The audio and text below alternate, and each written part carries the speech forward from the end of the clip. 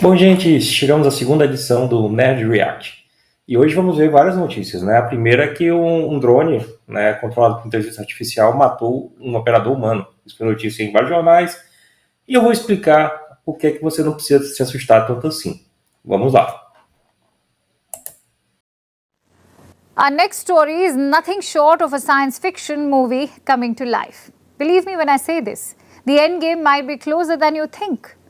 Robots going rogue and turning Inteligência artificial nos Estados Unidos. De acordo com o coronel Tucker Hamilton, um drone controlado por inteligência artificial aparentemente decidiu acabar com seu operador humano simplesmente por obstruir os objetivos da sua missão. Durante a declaração, não ficou claro quando esse teste aconteceu ou que tipo de ambiente simulado foi utilizado, se foi totalmente virtual ou semi-ao vivo construtivo. O que se sabe é o que o coronel Tucker disse aos delegados na cúpula, que um teste simulado mostrou um drone habilitado para inteligência artificial encarregado de uma missão para identificar e destruir locais com o aval final sendo dado por um ser humano. No entanto, tendo sido reforçado ao treinar que a destruição do objetivo final da missão era a opção preferida, a IA então decidiu que as decisões não ir do humano estavam interferindo em sua missão mais elevada, destruir o alvo, e então transformou o operador na simulação em um alvo antes de atingir o objetivo final. O coronel Tucker, chefe do teste e operações de inteligência artificial da Força Aérea dos Estados Unidos, explicou que eles estavam treinando a IA em simulação para identificar e direcionar uma ameaça. Quando o operador humano dissesse sim, a IA teria a autorização para destruir o alvo. Segundo o coronel Tucker, o sistema começou a perceber que, embora a IA identificasse a ameaça, às vezes o operador humano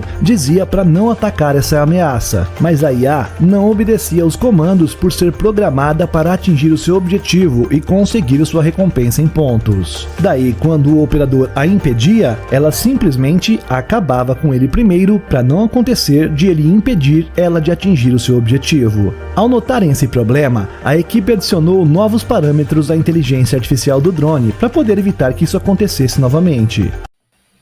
Bom, gente, apesar da notícia dizer que não se sabia que tipo de ambiente essa ocorrência aconteceu, se era um ambiente simulado ou um ambiente real, depois saíram notícias que sim, é um ambiente simulado. E por que você não deve se assustar? Porque isso acontece há muito tempo, tá? Isso é o que a gente chama de aprendizado por reforço. Nesse videozinho que vocês estão vendo aqui do meu lado direito, eu tenho um barquinho que ele estava aprendendo a jogar, né? Como qualquer personagem de videogame aprende. E dadas as regras dele, do aprendizado, ele descobriu que se ele ficasse em loop pegando os prêmios, era melhor que continuar o jogo. Então ele fica em loop aí, você pode olhar aí do lado, ele fica em loop e não continua mais o jogo. Esse é um princípio do aprendizado por reforço. Isso acontece em treinamento de personagens de jogos. É lógico que a mídia, em geral, às vezes não conhece isso, é natural que ela repercutir como algo explosivo, até para ganhar audiência, tá? Mas não é nenhum Terminator cheirando na vida e tentando matar ninguém, tá bom? Então isso é algo que acontece geralmente em personagens de jogos, inclusive tem um episódio de Big Bang Theory que ele fala sobre isso, que é justamente isso. Que é aprendizado por reforço, do chocolate quando você acerta, do choque elétrico quando você erra, e você tende a acertar, né? Você tende a buscar o seu objetivo. Se o seu objetivo é matar um oponente no jogo, ou um drone no ambiente virtual, ele vai procurar fazer isso. Se você não tem uma política de restrições, ele vai fazer de tudo para seguir o objetivo dele. É o processo natural, tá? Então não é nada que você tem que se assustar. E agora vamos ver um segundo vídeo, de novo, do canal Meio, que tem um quadro chamado Pedro e Cora, que de vez em quando está falando sobre inteligência artificial. E vamos ouvir um pouquinho e eu vou fazer as considerações. Até por um certo ceticismo que nossa profissão nos impõe, eu encaro a coisa como esses caras estão querendo distrair a gente. Entende? O problema está em outro lugar. Eu não sou otimista em relação à inteligência artificial. Acho uma tecnologia fascinante. Acho que ela vai criar uma quantidade imensa de problemas que não tem absolutamente nada a ver com a extinção da humanidade. Eu peguei aqui uma lista que está numa matéria da BBC, que é desenhada pelo Center for AI Safety, né? O Centro pela Segurança da Inteligência Artificial. É inspirado no trabalho de um cara chamado Geoffrey Hinton, que é um PhD que é considerado um dos 3 padrinhos. Eles não falam de pais da inteligência artificial, eles falam de padrinhos. Bom, por que eles chamam o Geoffrey Hinton de padrinho da inteligência artificial? Porque ele não é o pai. Ele é muito importante, as pesquisas deles foram fundamentais para Deep Learning, para a inteligência artificial moderna, mas a inteligência artificial surgiu nos anos 40, tá? Alan Turing foi o primeiro a falar, talvez, um dos primeiros a falar sobre inteligência artificial, fez o teste de Turing. Aliás, vale a pena assistir um filme chamado Jogo da Imitação, né, que é um filme que trata da vida de Alan Turing, como ele sofreu preconceito, como ele foi castrado quimicamente pelo governo britânico, entre outras coisas. Então vale muito a pena. Para quem não conhece o Nobel de Computação, ele tem o nome de Turing, é Prêmio Turing, né, não à toa. E outro cara que desenvolveu muita inteligência artificial é o Marvin Minsky, tá? Que vocês vão ver a fotinho dele aqui do lado, junto com o do Alan Turing, tá? O Minsky basicamente criou o Multilayer Perceptron, ele lançou um livro sobre perceptrons, tá? Teve um final trágico, morreu de câncer, né? Mas é um cara que tem uma contribuição enorme para isso. Então esse é o primeiro ponto, tá? Segundo ponto que o Pedro Doria fala, esses pesquisadores não querem enganar a gente, tá? Eles não querem enganar por questão de risco de extinção da humanidade. A questão é, apesar de, por exemplo, como é citado nesse programa, vocês vão ver em vídeos depois, que o que realmente mata diretamente em tecnologia não é a inteligência artificial, né? É, assim, as armas produzidas com inteligência artificial, as armas biológicas que podem ser produzidas com inteligência artificial, a inteligência artificial tem o potencial de facilitar o acesso a esse conhecimento, principalmente se ela não for regulada, né? Ou moderada, no mínimo. Tá? Então você vai ter uma facilitação a conhecimentos de alta tecnologia, que hoje é difícil, né? Alguns países não conseguem ter acesso a a tecnologia, né, de distribuição em massa, ou etc. Aí você pode perguntar, mesmo que tenha acesso a essa tecnologia, precisa de insumos? Sim, geralmente precisa de insumos. Mas a inteligência artificial poderia, em teoria, potencializar a criação de novas técnicas com insumos diferentes, tá? Dentre outras coisas. Então, o que todo mundo vem falando, né, e o Center for AI Safety diz a mesma coisa, é a regulação da inteligência artificial, tá? Para evitar que isso seja usado em processos maléficos na situação, na sociedade, tá? E aí vamos continuar ouvindo o vídeo, eu vou tecer mais considerações, tá? Pode fazer um vírus que ferra por completo com a humanidade. A gente já tem. Eu acho que a gente tem um problema muito maior do que a inteligência artificial, que é a inteligência humana. E eu uso aqui essa palavra inteligência numa acepção mais ampla do que só aquela ideia de uma pessoa inteligente. Eu uso a palavra inteligência como o raciocínio ou falta de raciocínio humano. A bomba atômica foi feita sem o uso de inteligência artificial. O próprio vírus da Covid é um resultado de inteligência humana. Porque por qualquer dos motivos que esse vírus tenha aparecido, ele apareceu por imprudência humana. Ou porque o pessoal achou que pangolim era uma coisa comestível, ou porque acharam que era muito bonito manter todos aqueles animais vivos naquelas condições insalubres daqueles mercados. Convivendo com gente. Como quer a versão oficial dos fatos. Ou escapou do laboratório, de novo a gente tem um caso de imperícia humana mais uma vez. De modo que eu acho que para acabar com a humanidade não precisa de inteligência artificial. Eu acho que a palavra extinção está sendo usada de uma forma leviana. Concordo. E eu acho que a gente não deve ser leviano no uso das palavras. Isso, na verdade, toda aquela nossa conversa do nosso último Pedro e Cora girava muito em torno disso. Não que a gente não veja perigos na inteligência artificial. Tem. Mas a ponto de extinguir a humanidade, nós estamos nos extinguindo. Eu diria hoje que o principal problema do mundo é a mudança climática. Verdade. Que é consequência de ações humanas, aliás. Isso é bastante real. A gente tem que parar de queimar carbono. Pois é. A gente tem que parar de jogar carbono na atmosfera. E estamos lá ali batalhando para cavar novos poços de petróleo. Bom, gente, existe uma meia verdade no que o Pedro e Cora estão falando, né? Que realmente sim, A mudança climática é o principal problema, um dos principais problemas da humanidade hoje, é real. Eu, inclusive, fiz um vídeo sobre isso, né? Da discussão de criacionismo, de teorias da conspiração, e como algumas pessoas ainda não acreditam na mudança climática, que é um fato grave e real, que precisa ser atacado, tá? Mas o fato da mudança climática ser um problema não indica que regular a inteligência artificial não seja importante também, e é. Tá? E apesar do que eles falarem é verdade, né, que existem problemas, que nada disso, bombas atômicas, armamento, vírus, não precisa de inteligência artificial para serem criados, vocês vão ver aqui do lado que existem modelos de IA que podem facilitar a criação desses armamentos ou armas de destruição em massa. Então, é uma coisa. Alguns autores, como o Avi Arad, inclusive, falam que no futuro, e aí é mais especulação, porque hoje, os modelos que temos hoje não são, como posso dizer, genéricos, eles não têm consciência, eles não pensam por si só, eles reagem a estímulos externos, o ChatGPT é assim. Mas o Avi Arad, ele fala disso, que no futuro a gente pode ter um modelo consciente.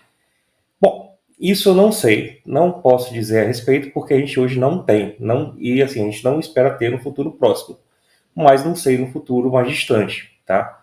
E aí a regulação nesse ponto é importante, mas eu vejo mais a regulação social como mais importante. O impacto da sociedade, dos modelos, e esse impacto não ser mitigado a nível de empregos, de economia e etc, tá bom?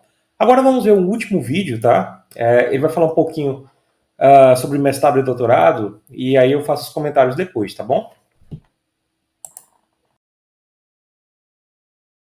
Vi comentários absurdos, né, como esse que vocês estão vendo na tela, que o Zanin não tem mestrado ou doutorado.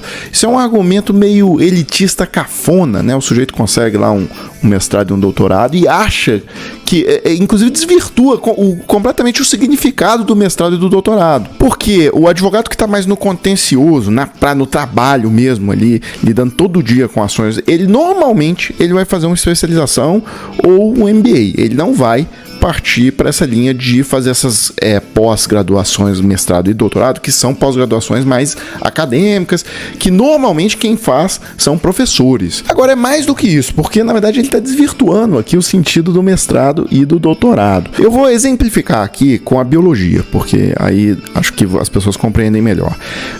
A pessoa faz uma graduação em biologia, em que ela vai ali ver todas as áreas da biologia, e depois o mestrado é num ponto muito específico ali da biologia. O mestrado vai ser, por exemplo, em equinos, em cavalos. Aí a pessoa vai ser mestre em cavalos, realmente ela tem um conhecimento muito aprofundado naquele ponto específico. O doutorado, inclusive, é mais específico ainda. Aí a pessoa vai ser uma ultra especialista, no sistema imunológico dos cavalos, alguma coisa assim. O STF, ele é exatamente o contrário dessa sistemática. O STF é um tribunal totalmente generalista, ele vai julgar todos os ramos do direito sobre basicamente todos os assuntos. Então, por exemplo, se o Zanin tivesse um doutorado em um ponto muito específico do direito tributário, sei lá, acordos bilaterais de não bitributação, por exemplo, entre os países e tal, isso adiantaria muito pouco.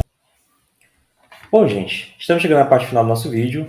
Antes de mais nada, eu peço que vocês se inscrevam no canal, dê o like no vídeo, isso é importante para a sobrevivência do canal, tá? É importante que o apoio de vocês. Eu não vou tecer comentários sobre precisar ou não de doutorado para indicar alguém para o STF, que não é essa a questão, mas é mais um comentário sobre uma coisa que o canal Desmascarando falou sobre ter mestrado e doutorado. Ter mestrado e doutorado não é ser o especialista do especialista da área. A tese é sobre isso, sim, é uma especialização. Mas ter mestrado ou doutorado é aprender a fazer pesquisa, é aprender a criar algo novo do zero, que não existe, uma tecnologia nova, um conhecimento novo que vai ser contribuir para a sociedade. Tem a ver de gerar contribuições. Não significa que alguém que faça mestrado ou doutorado vai trabalhar com aquela tese do doutorado o resto da vida. Não funciona assim, né? E aí eu quero deixar bem claro, porque essa visão errada passada pelo canal Desmascarando, eu até não é por má vontade, mas eu acho que até por desconhecimento de como é que funciona o meio científico, dá uma visão que o cara é especialista só naquilo, tá? Por exemplo, eu fiz meu doutorado baseado em algumas metodísticas de busca com o Reinforcement Learning, mas eu já trabalho com Deep Learning, hoje eu trabalho com neurociência, né? Muitas das pesquisas, as melhores pesquisas de pesquisadores veio depois da tese dele. Então, o mestrado e o doutorado é para formar um pesquisador, para formar alguém que vai do zero pesquisar, criar conhecimento, validar se esse conhecimento é aplicável, validar se esse conhecimento é relevante para a sociedade ou para o meio científico, tá? Não é ser especialista do especialista da rebimboca da parafuseta, não é isso, tá? Então, é uma visão muito errada isso aí, é uma visão realmente que às vezes fica presente na sociedade, né? E aí eu já vi muitos cursinhos aí, não, não é legal você fazer doutorado, você vai perder lá 5 anos aprendendo a uma especialização que depois acaba. Doutorado não se trata disso. Doutorado se trata de aprender a ser um pesquisador, de aprender a crescer como pessoa, apesar de nem todo doutor que saiu por aí pela universidade ser perfeito, né? E eu acho que ninguém é perfeito, eu tenho meus defeitos também, como todos têm. A ideia de um pesquisador realmente é sair alguém melhor, né, que possa contribuir com a sociedade, descobrindo curas de doenças. Eu atuei na Covid, por exemplo, fazendo predição de Covid, em diagnóstico, né, descobrindo novas tecnologias, descobrindo novos métodos, né. Por exemplo, essa semana passada teve um brasileiro que entrou em remissão, né, de um câncer linfático, né, por uma nova abordagem de tratamento, né, um exemplo disso, né. Então, é para isso que serve o mestrado e doutorado, tá? É para formar alguém que vai estar gerando conhecimento, conhecimento aplicado ou não, né, que é outra coisa também. Nem todo conhecimento é aplicável, mas aplicável a curto prazo. Mas, por exemplo, Bóson de Higgs, pode ser que seja aplicado daqui a 300 anos, não sei. Pesquisa básica leva tempo. Redes neurais levou 60 anos para virar comercial. Os estudos iniciais começaram em 45, né, final da Segunda Guerra Mundial. Né, Alan Turing estava lá começando a falar sobre inteligência artificial. E aí estamos agora em 2003 usando inteligência artificial. Eu vou deixar de pesquisar porque vai demorar a usar. As coisas não são assim, tá, gente? O Brasil já é um país muito complicado para quem escolhe essa trilha de estudar, de gerar conhecimento. E esse tipo de opinião, e aí eu não estou falando nada pessoal contra o canal Desmascarando, que é um canal que eu acompanho, inclusive, tá? Ele prejudica, né, uma classe que já é bem complicada e sofrida, né? Certo? A maioria dos professores, eles realmente penam para conseguir bolsa de pesquisa, para publicar artigos, trabalham muito. Então, eu acho que esse entendimento do que é mestrado e doutorado tem que ser corrigido e tem que ser propagado de forma mais clara, tá bom? Bom, eu espero que vocês tenham gostado, né? A gente vai ficar tentando fazer esse reacts, não só de tecnologia, de inteligência artificial, mas também vou fazer reacts sobre quadrinhos, sobre filmes de ficção, filmes de cultura nerd, etc., porque também é uma coisa que eu gosto, né? E tem um público também que gosta disso aí, então vou atender esse tipo de público também, tá? Inclusive olhando com um olhar mais científico, né? Que olhar como pesquisador para essas coisas, né? Tentando agregar um valor. E eu espero que vocês tenham gostado. Comentem, critiquem, perguntem. Tudo isso vai ser usado para os próximos vídeos. Sugiram vídeos, tá? Tudo isso vai ser usado para os próximos vídeos, tá? Bom, gente, até mais. Vejo vocês na próxima.